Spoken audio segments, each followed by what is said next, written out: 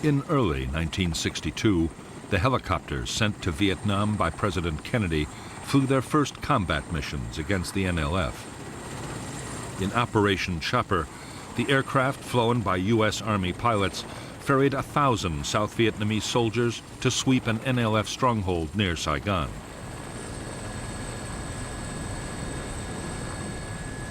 It was the beginning of a whole new phase of the conflict.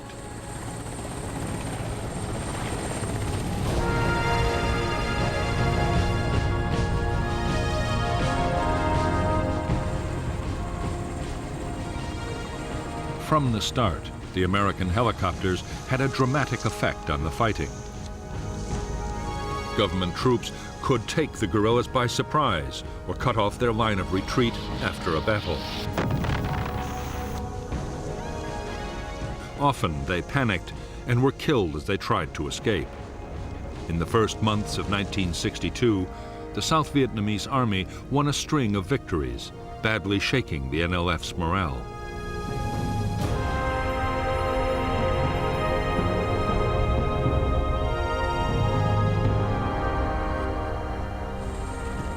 Using helicopters for offensive operations called for a whole new set of tactics.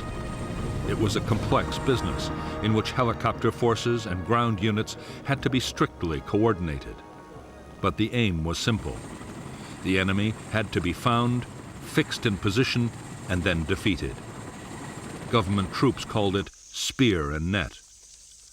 Later, it would become known as search and destroy.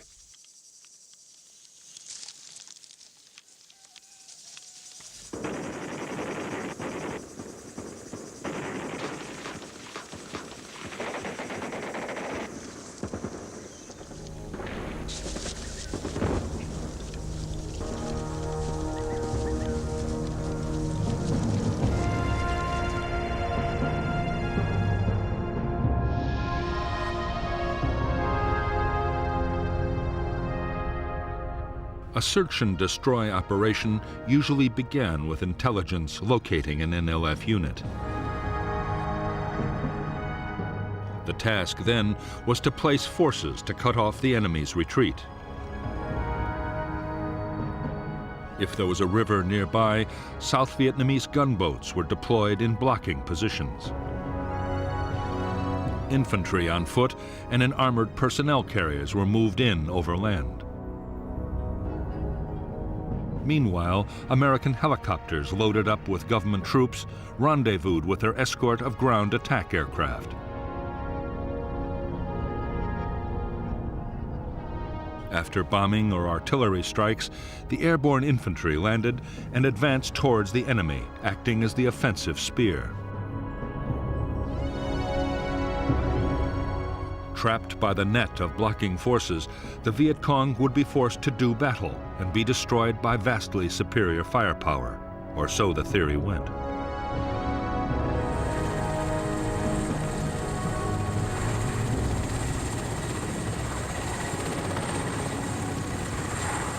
The instant success of helicopter operations seemed to prove that the approach favored by the Americans was the right one.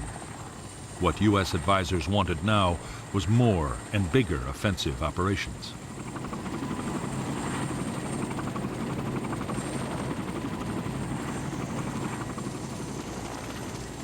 The greatest need was for more helicopters, and the Americans quickly provided them. A series of government victories followed, and soon it looked as if the South Vietnamese Army might, in the not-too-distant future, actually defeat the guerrillas.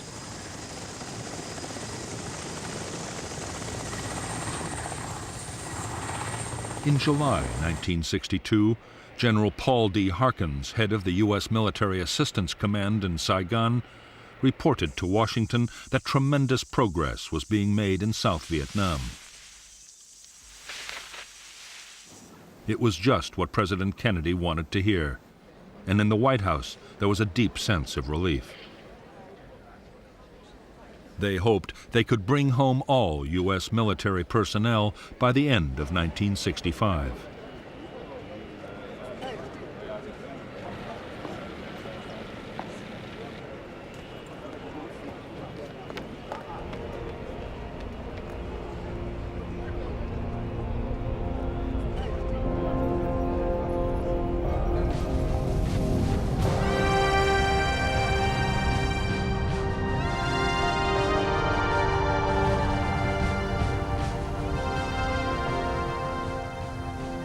To Ho Chi Minh and the leaders of North Vietnam, the big increase in American military support for the South was deeply troubling. Did the U.S. mean to put in combat troops? Or perhaps even invade the North itself?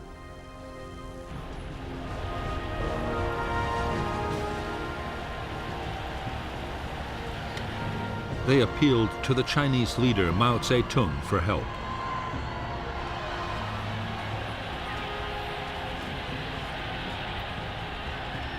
Mao was anxious to be seen as the champion of liberation movements around the world.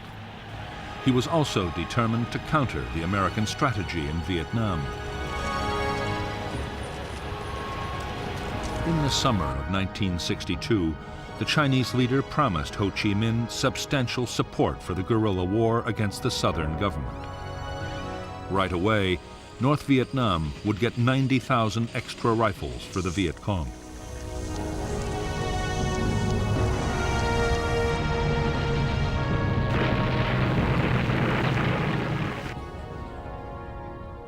As yet, the Americans knew nothing of the Chinese decision to back the war. They were still highly optimistic. Although the NLF were not being beaten on the battlefield and had managed to hit over 2,500 hamlets in 1962 alone, pacification programs designed to increase government control over the countryside promised real progress in the villages.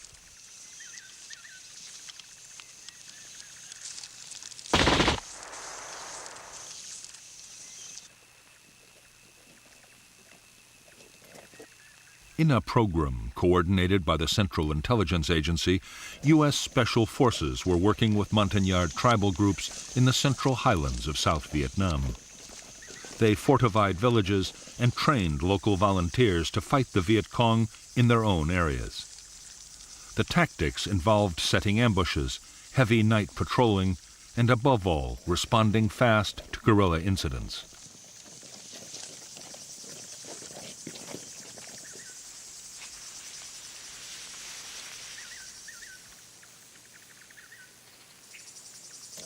The civilian irregular defense forces created by the American teams were highly effective. The NLF found it increasingly difficult to organize openly amongst the population.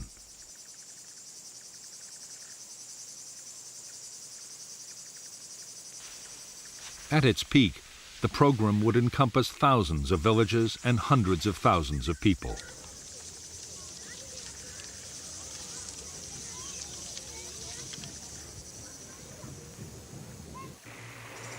While the effort in the highlands was entirely an American initiative, further south the Saigon government had embarked on its own pacification program.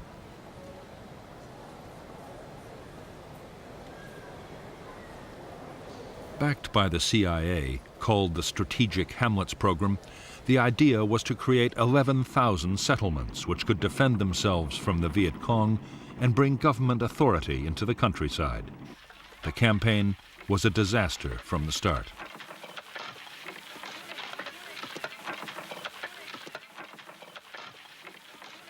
Instead of winning the voluntary cooperation of villagers, the government embarked on a crash program of forced resettlement.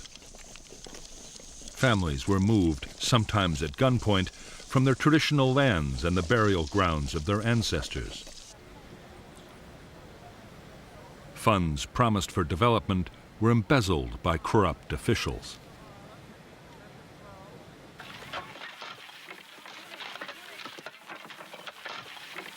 Soon, the strategic hamlets came to be seen by their inhabitants as little better than prisons. The result was a massive upsurge in support for the NLF, who vowed to destroy the strategic hamlets by every means possible.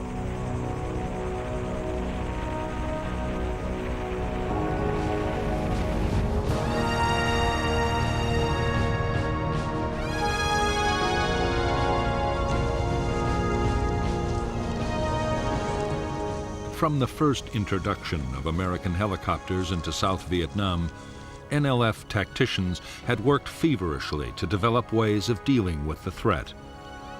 They had learned to mount ambushes with heavy machine guns near the obvious landing zones.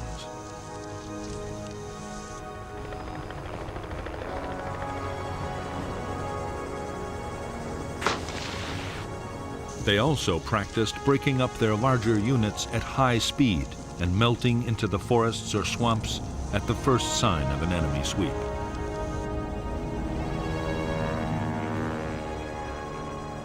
One of the biggest lessons learned by the guerrillas in 1962 was to keep their attacks short. Raids or ambushes were planned to last no more than 15 minutes. The idea was that even with helicopters, government forces would have too little time to react.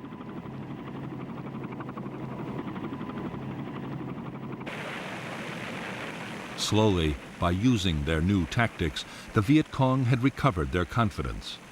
So much so that by the start of 1963, they were able to inflict a shattering defeat on a South Vietnamese Army air mobile operation.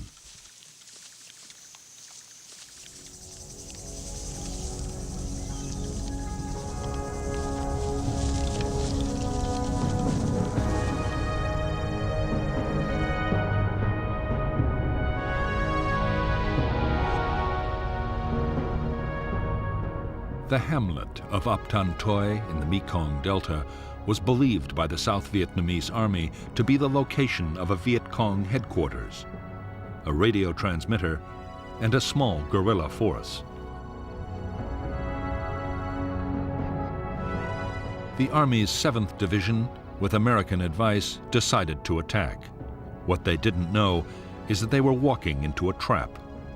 The South Vietnamese Army were lured in so the NLF could for the first time test their effectiveness against militia and airborne units.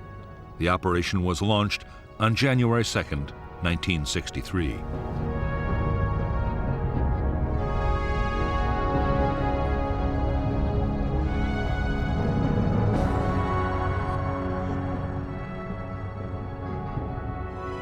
The neighboring hamlets of Ap Tan Toi and Ap Bac were strung out along a raised dike and an irrigation canal.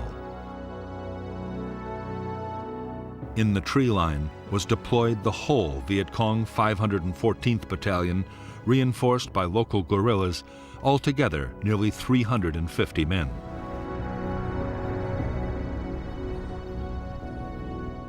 The 11th Regiment of the South Vietnamese Army landed north of Ap Tan Toi and exchanged fire with the Viet Cong.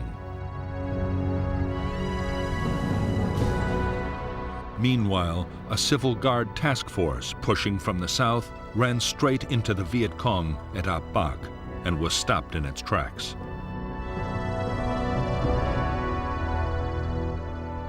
Air and artillery strikes were directed at both hamlets, but the Viet Cong were well dug in.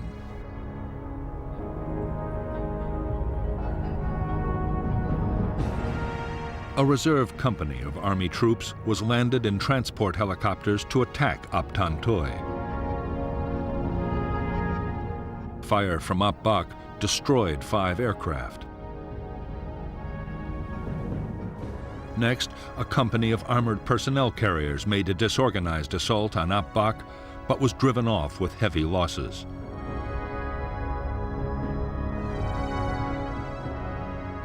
Airborne reinforcements were dropped in the wrong place by the Army commander. This allowed the Viet Cong to escape and avoided further government casualties.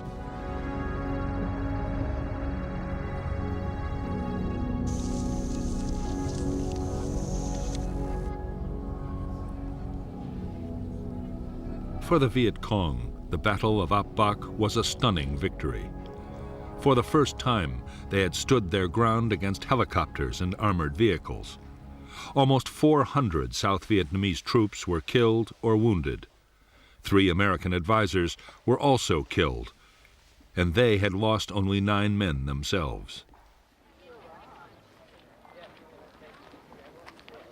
As the news swept through the hamlets and villages of Vietnam, Viet Cong morale and recruitment soared.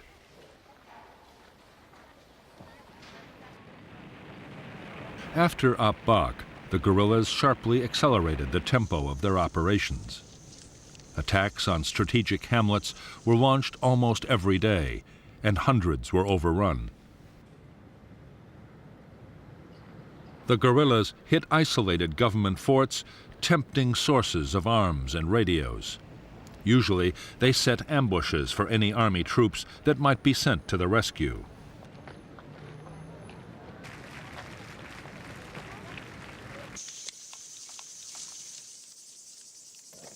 The South Vietnamese Army's attempts to find the Viet Cong's big units and make them fight seemed increasingly futile. One major sweep after another failed to find the guerrillas in any numbers.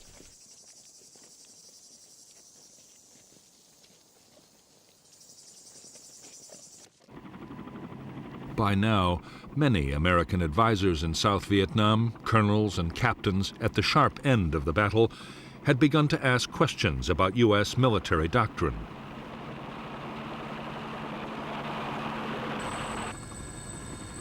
They were training the South Vietnamese to depend on big operations and very heavy firepower. As a result, large numbers of civilians were being killed, which could only increase support for the NLF. And in spite of everything, the guerrillas were usually escaping the net.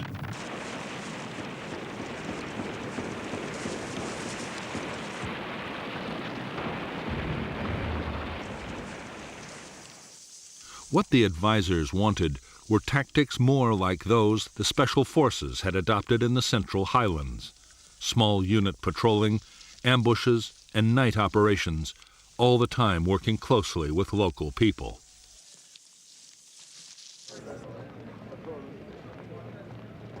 In Washington, the suggestion met with some hostility. As far as the generals were concerned, the job was to find the enemy and destroy him with as much firepower as could be mustered.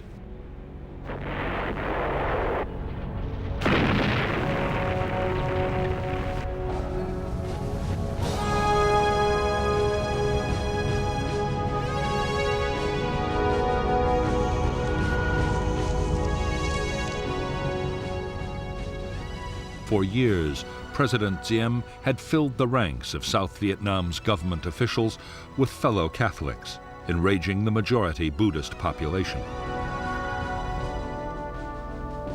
From the beginning of May 1963, there were widespread protests. Diem reacted violently. The army raided temples. Monks, nuns, and priests were arrested, and demonstrators were shot in the streets by police.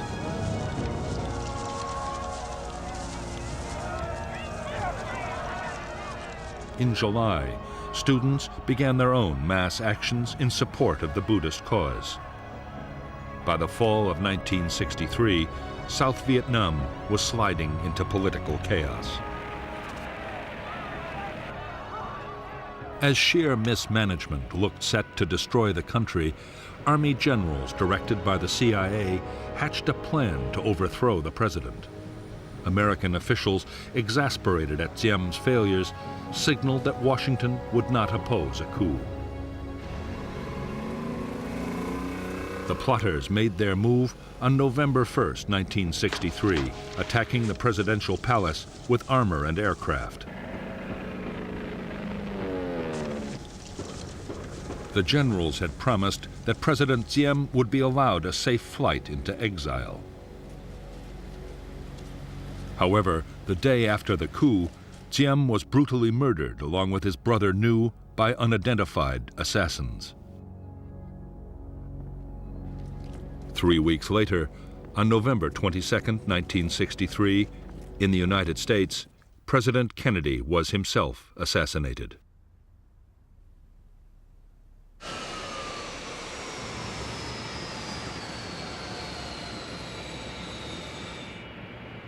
Kennedy's place was taken by his vice president, Lyndon Baines Johnson. Johnson had always been wary of America's involvement with Vietnam. Now he had inherited a strong U.S. commitment to the South. Whatever his private doubts, it was a commitment he was determined to honor.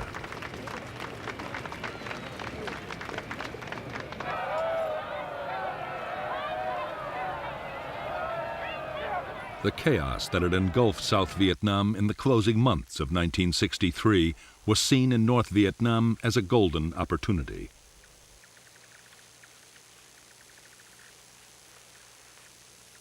Ho Chi Minh and most of his fellow leaders saw the chance of a quick victory if the war was stepped up fast.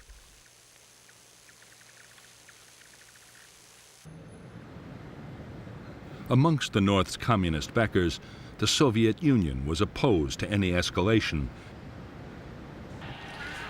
But the Chinese leader Mao Zedong had promised his support. If the Americans reacted by invading North Vietnam, China would even deploy combat troops to help the defense.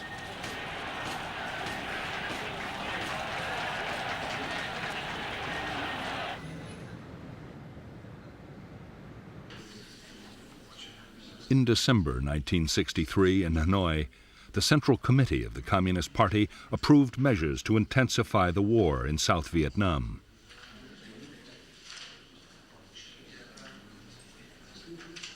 General Giap, the defense minister, had argued for caution, but most of the leadership was against him. The order was given to speed up the flow of men and weapons to the NLF in the south.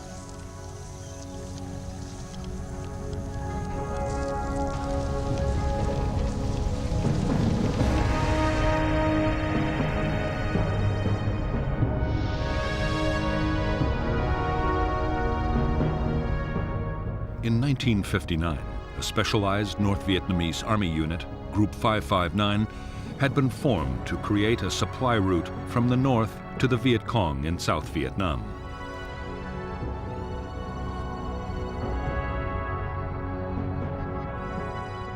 Jungle trails inside the south had proved too vulnerable to government army sweeps, and so, helped by their allies, the Pathet Lao guerrillas in Laos, and with the tacit approval of Prince Sihanouk of Cambodia, Group 559 had taken over the border areas just outside South Vietnam.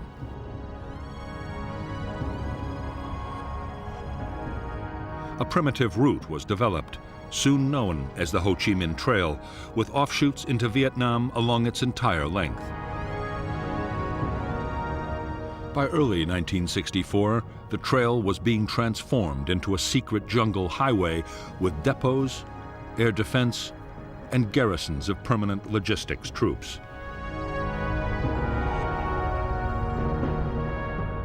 Meanwhile, another unit, Group 579, controlled the infiltration of men and weapons into South Vietnam by sea.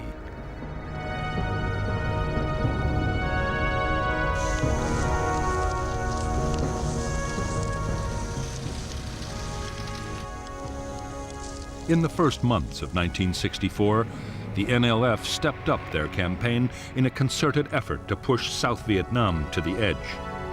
With better equipment, leadership, and training, the NLF were now attacking in big units, up to 1,000 men at a time.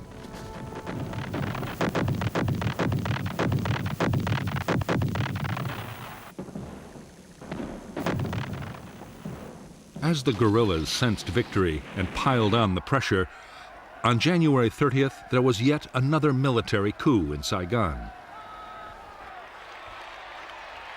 The U.S. Defense Secretary, Robert McNamara, was dispatched to Vietnam to boost the authority of the new leader, General Nguyen Thanh.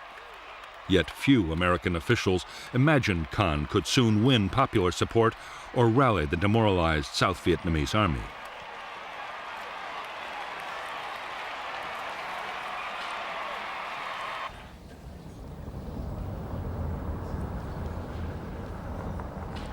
As the crisis in Vietnam deepened, the pressure on President Johnson to take strong action grew almost intolerable.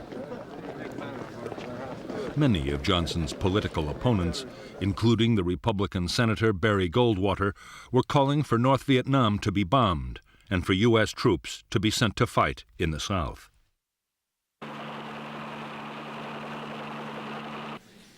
The Joint Chiefs of Staff were also insisting that decisive military action would have to be taken to pressure Hanoi.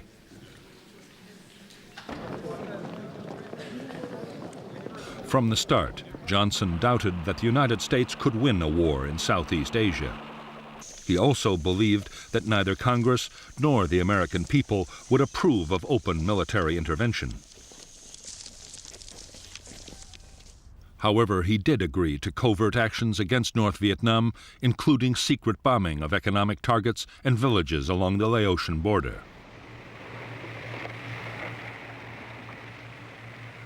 With support from American warships, the South Vietnamese Navy began a series of commando raids on North Vietnamese coastal installations.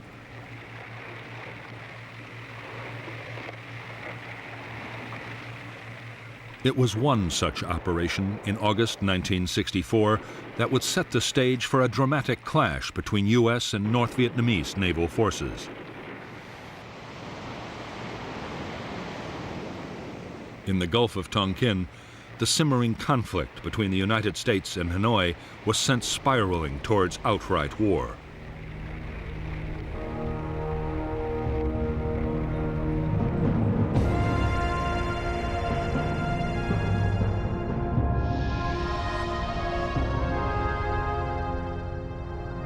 On the night of 30th July 1964, South Vietnamese commandos attacked two small North Vietnamese islands in the Gulf of Tonkin. The U.S. destroyer Maddox, an electronic spy ship, was 123 miles south with orders to electronically simulate an air attack to draw North Vietnamese boats away from the commandos.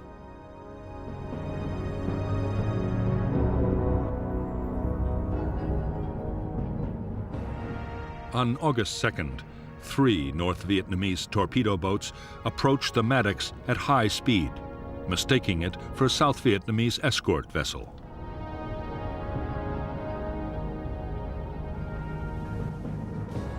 In the engagement that followed, the Maddox sank one of the craft and air support planes damaged the others.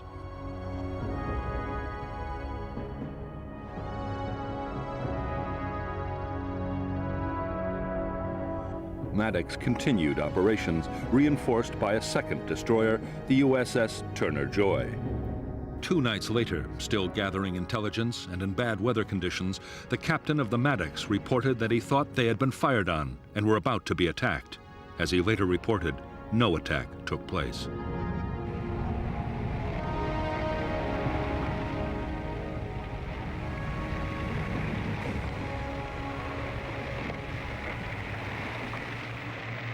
The possibility that the second attack had been imagined by tense sailors in the poor weather conditions was considered and rejected in the White House.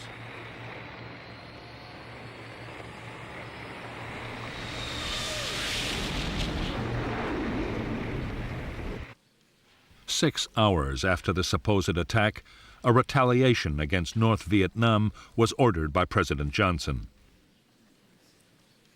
American jets bombed 2 naval bases. A major oil facility was also destroyed. 2 U.S. aircraft were lost in the raids.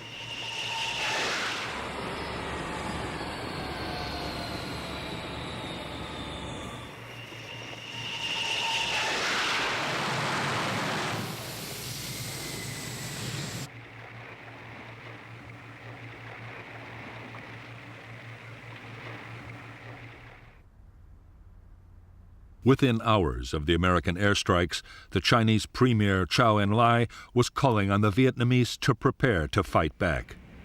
Chinese air units on the Vietnam border were heavily reinforced.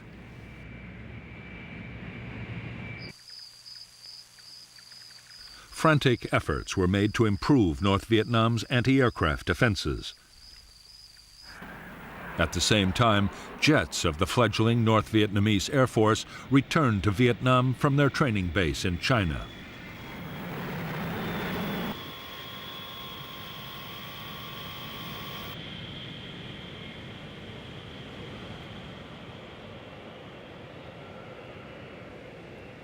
The same day that North Vietnamese fighters began operations from their new home airfield, an historic step was taken in Washington.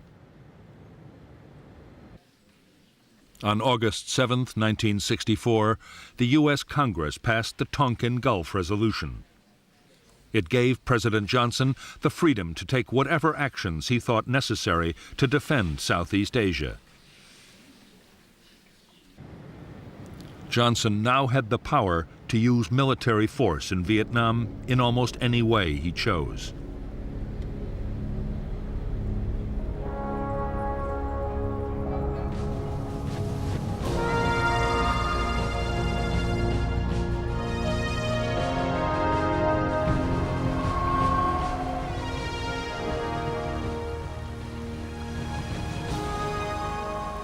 In North Vietnam, there was a growing fear that the United States meant to deploy troops in the south and perhaps even invade the north itself.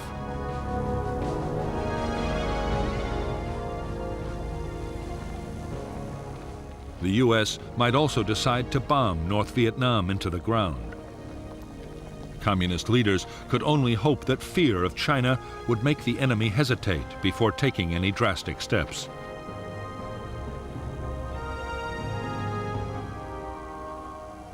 Meanwhile, a bold stroke might win the war in the South before the Americans could intervene.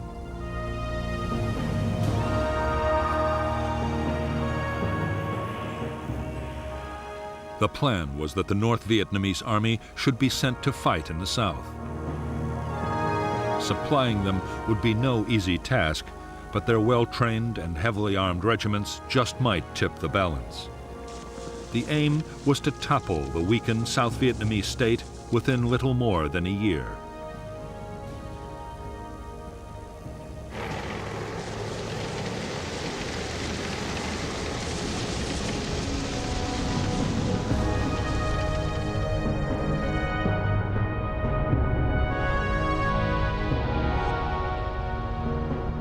The first North Vietnamese Army units to be raised and trained for combat in the South were the 32nd and the 33rd Regiments of the 325th Division based at Dong Hoi.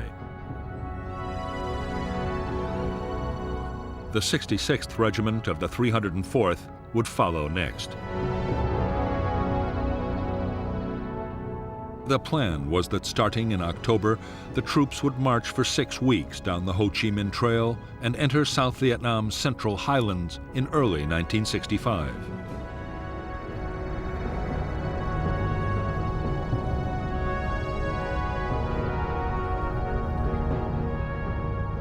The first step would be to seize territory in the border area.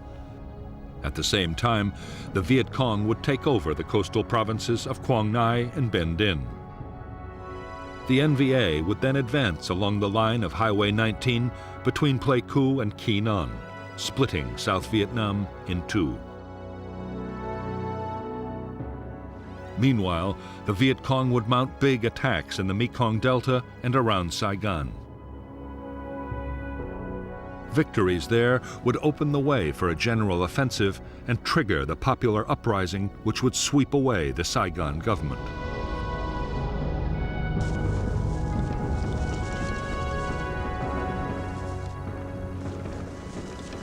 While the North Vietnamese Army prepared its divisions for infiltration into the South, the NLF stepped up their campaign.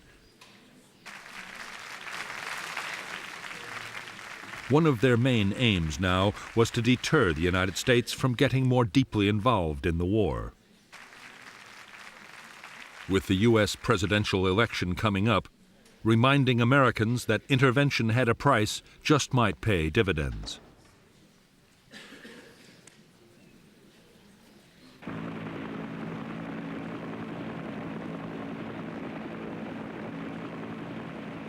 On November 1st, 1964, only 2 days before the election, Ben Hoa Air Base near Saigon was blasted by Viet Cong mortars. 4 Americans were killed and 76 wounded. 5 B-57 bombers were destroyed and 15 damaged. Although the attack seemed a blatant provocation, President Johnson was determined not to react in a way that might endanger his election chances. His restraint seemed to have paid off handsomely when, on November 3, 1964, he resoundingly defeated his rival, Barry Goldwater.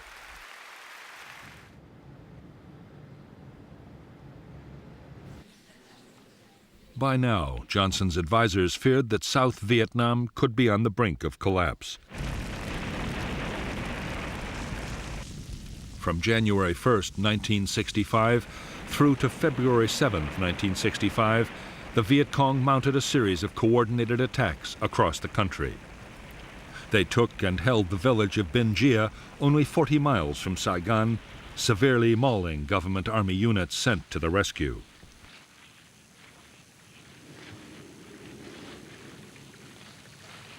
Altogether, 200 government troops were killed near Binh Gia, along with 5 American advisors. The battle culminated in a devastating ambush that almost wiped out a relief column of elite South Vietnamese Army Rangers.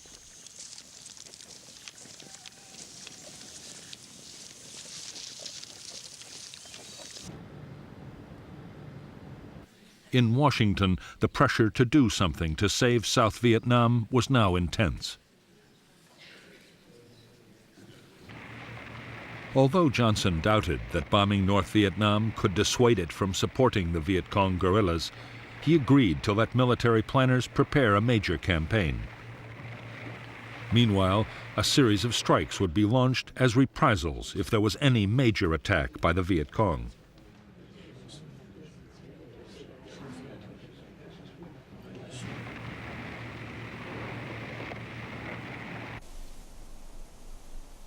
The provocation came on February 7, 1965.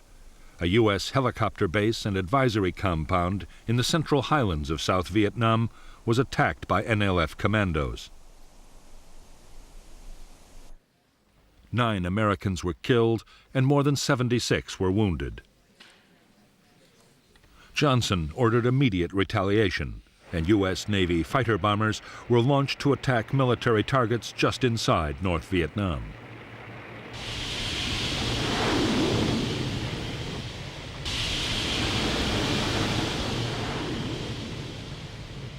Only 3 days after the U.S. raids, there was another attack by the Viet Cong on Americans. This time, it was a bomb in a hotel at Quy Nhon, which killed 23 U.S. servicemen.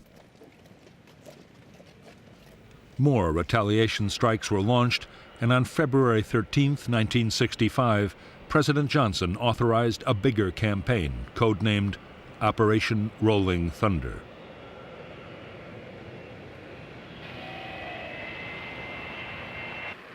Rolling Thunder was to be a limited but long-lasting offensive. Its aim was to force North Vietnam to stop supporting the guerrillas in the south.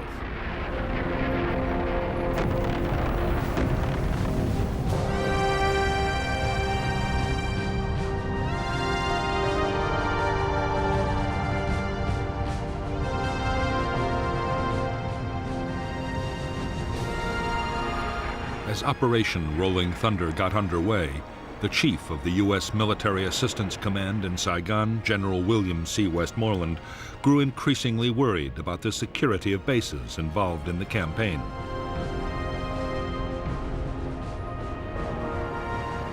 Da Nang, sited in a largely hostile area and guarded by a small Vietnamese army unit, was particularly vulnerable to Viet Cong attack. Westmoreland asked for 2 battalions of U.S. Marines, 3,500 men, to be deployed around the base.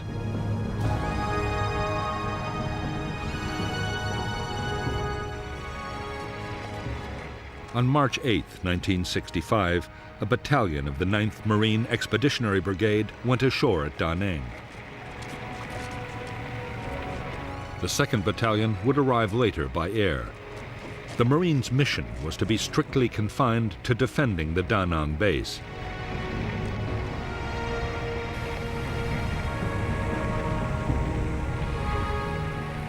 However, even as the troops were landing, General Harold K. Johnson, the Army Chief of Staff, was already in Saigon to talk about much bigger deployments.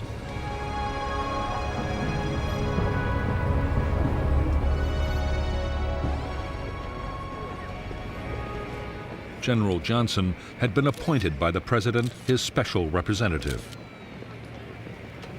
His mission was to prompt General Westmoreland and U.S. Ambassador Maxwell Taylor to say what troops they needed to win the war.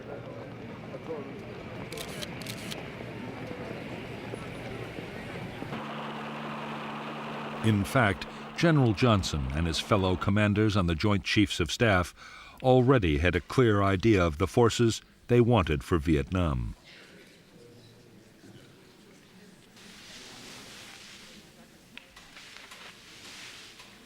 The Joint Chiefs' wish was for 3 divisions, around 70,000 men.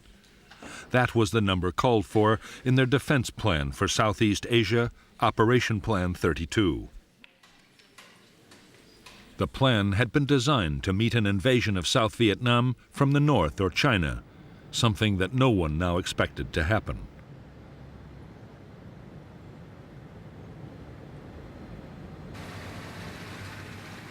However, as part of the plan, airfields, communications, and other facilities had already been put in place. Now, large numbers of troops could be deployed as soon as the President gave the order.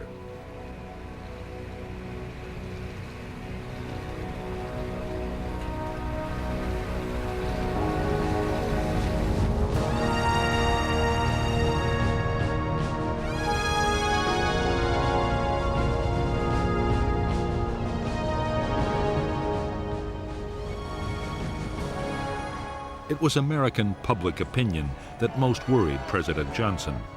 He was determined to move slowly on sending more men to Vietnam. He agreed to another 3,000 Marines and 20,000 logistics and support troops to prepare for further deployments. But for the moment, that was as far as he would go.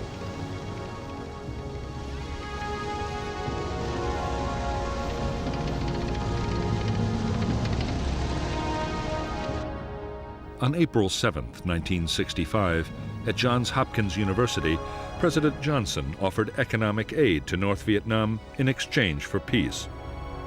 His offer was brusquely rejected by the North Vietnamese government.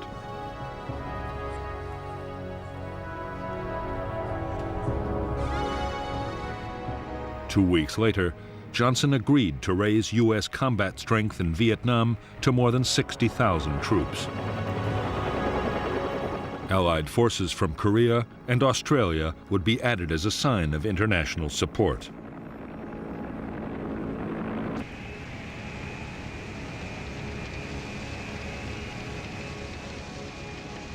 There were restrictions on how the U.S. commander in Vietnam, General Westmoreland, would be able to use the troops he had been given. They were to operate only inside clearly defined enclaves around their bases.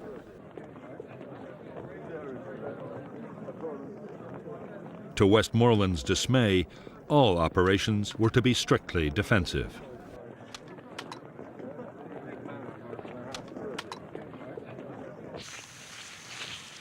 The American policy of defending enclaves would soon be severely tested by the Viet Cong. The guerrillas were planning to unleash a massive offensive. The campaign was designed to inflict the final blows on the tottering South Vietnamese state.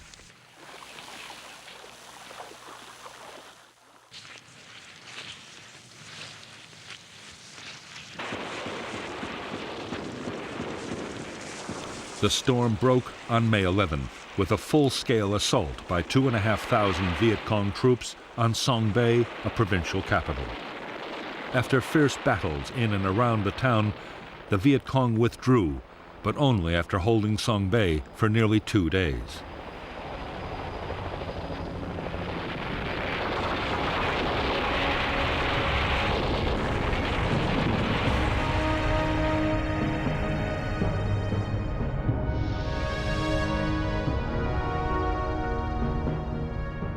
The Viet Cong assault on Song Bay was followed by a series of attacks to within a few miles of Saigon. Meanwhile, in the Central Highlands, U.S. intelligence had detected all the elements of the North Vietnamese Army's 325th Division and signs that the 304th was on its way.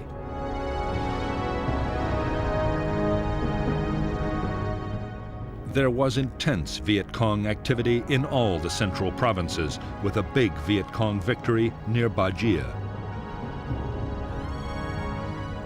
On June 10, 1965, at Dong Xoa, a South Vietnamese Army district headquarters and U.S. Special Forces camp was overrun by a full regiment. It was abandoned only after frantic American air attacks.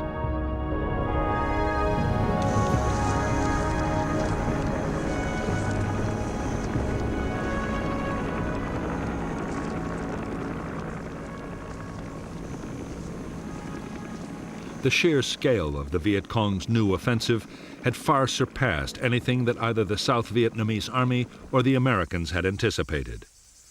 The government's best and most mobile battalions had been shattered.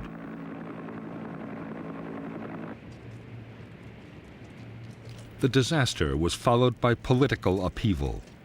A faction of young military officers installed Air Vice Marshal Key as Prime Minister and General Nguyen Van Thieu as President, openly restoring military government.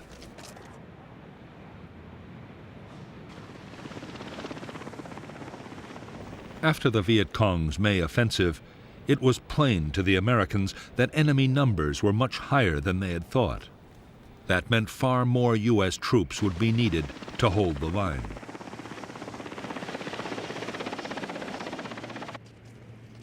Estimates of just how many kept rising until on June 7, 1965, General Westmoreland asked Washington for 200,000 men.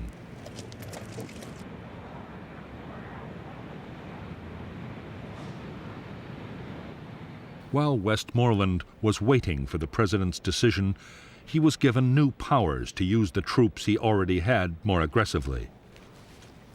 He would no longer have to confine his men to defensive enclaves, but could go out and attack the enemy.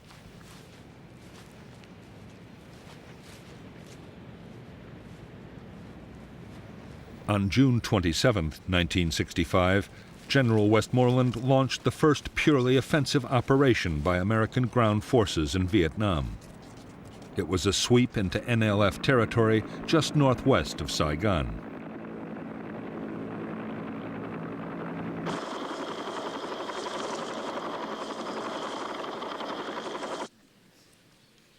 A month after the start of offensive operations, President Johnson announced that more troops would be sent to Vietnam. He was still playing down the scale of the commitment, but had already decided to deploy the 200,000 men he had been asked for.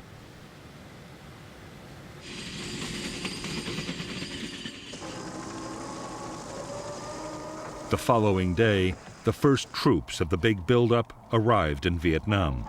The men were a battalion of the 101st Airborne Division. By this time, there was no longer any doubt about just what their mission would be. They were to find the Viet Cong's main force military units and destroy them on the battlefield.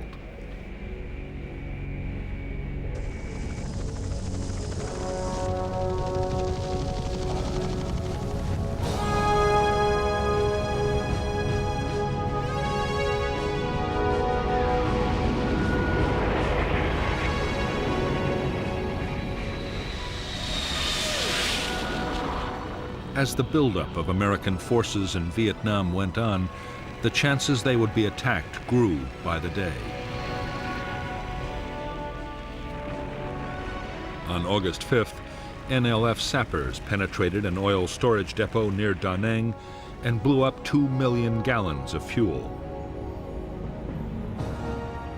There had been sniping and mortar attacks too, but the real fear was of a large-scale infantry assault overrunning an American installation.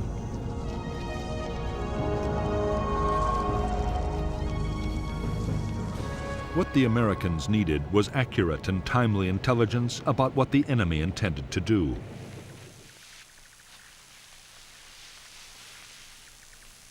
It came when a deserter from the 1st Viet Cong Regiment, a force nearly 2,000 strong, told his captors that his unit was planning to hit the Marine base at Chu Lai.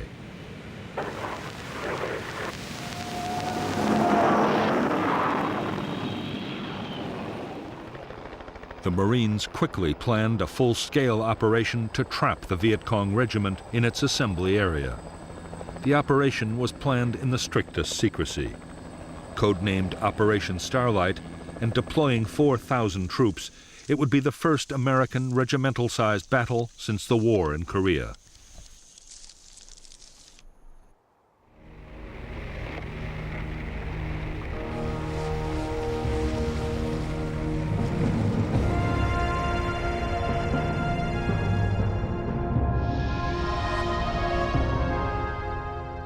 The Marine base at Chu Lai was 15 miles from the village complex of Van Tuong. Between the Tra Bong River, the elevation known as Hill 43, and the Phuoc Tuan Peninsula was a fortified Viet Cong base area. There, the 1st Viet Cong Regiment, made up of the 60th and 80th Battalions, had assembled for the attack on Chu Lai. On August 17, 1965, Company M of the 3rd Battalion, 3rd Marines, took up a blocking position on the Tra Bong River. Next morning, the rest of the battalion made an amphibious landing, while 3 more companies were inserted at landing zones Red, White, and Blue. The Marines pushed on from LZ's Red and White, but around Hill 43, near LZ Blue, the entire Viet Cong 60th Battalion was dug in, and there was a fierce battle before the hill was taken.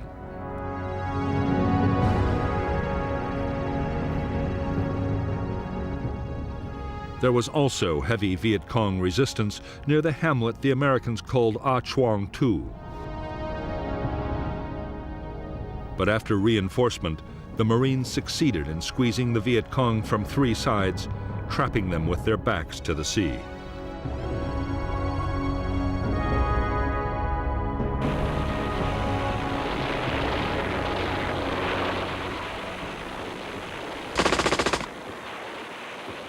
In Operation Starlight, it was the early battles that proved the heaviest. The first 2 companies in action took almost 1/3 casualties. 29 were dead and many wounded, but the Marines had claimed nearly 300 Viet Cong killed.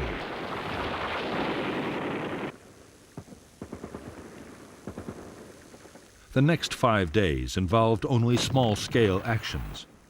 As the Marines advanced, the Viet Cong, numbed by the shattering naval, artillery, and air bombardments, fought delaying actions as they tried to disengage.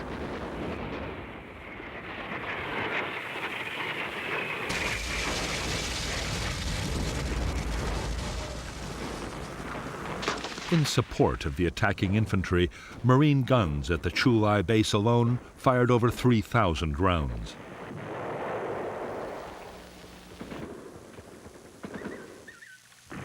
The ships fired another 1,500. Marine air support was so effective that at times aircraft were dropping their bombs within 200 feet of their own troops.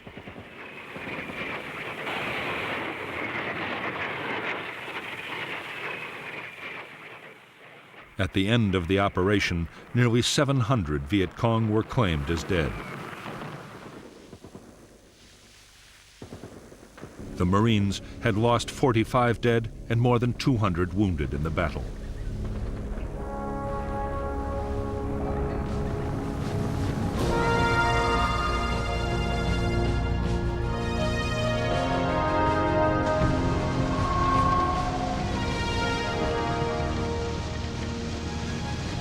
For the United States Marines, Operation Starlight had been a resounding victory. In the first major battle of the war, the guerrillas had been defeated on their own territory and by inexperienced troops.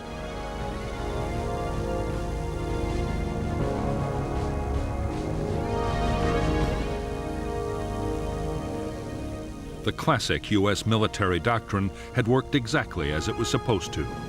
The enemy had been found, fixed in position, and then destroyed with massive firepower.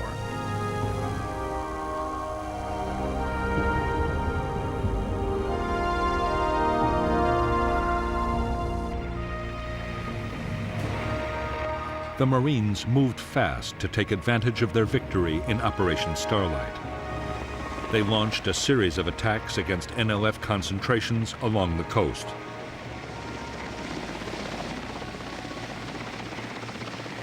Meanwhile, General Westmoreland's attention shifted to the Central Highlands.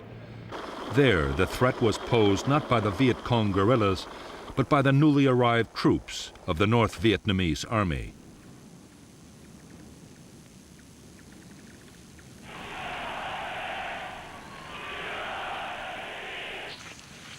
It was against these professional and highly trained regiments that the Americans would fight their next major battle.